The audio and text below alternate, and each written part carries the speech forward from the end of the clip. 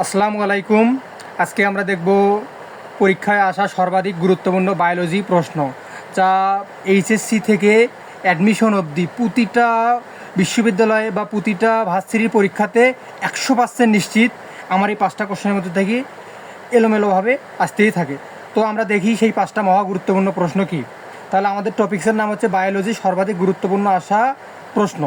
তাহলে আমরা এখন দেখি শক্তি রূপান্তরের অঙ্গাণু হচ্ছে মাইটোকন্ড্রিয়া। এই কোশ্চেনটা 100% গুরুত্বপূর্ণ, 100% ইম্পর্টেন্ট। মাইটোকন্ড্রিয়া, শক্তি রূপান্তরের অঙ্গাণু হচ্ছে মাইটোকন্ড্রিয়া। তারপর হচ্ছে উদ্ভিদ সর্বাপেক্ষা মন্থর গতিতে শোষণ করে, মন্থর গতিতে শোষণ করে 2টা আয়ন, একটা হচ্ছে ক্যালসিয়াম 2+ আয়ন আর একটা হচ্ছে সালফেট 2- আয়ন। এটা হচ্ছে টেকনিক লিখে দিয়েছি কাঁসা, পথে হচ্ছে ক্যালসিয়াম আর সতে হচ্ছে সালফেট। আর হচ্ছে প্রোটিন ফ্যাক্টরি।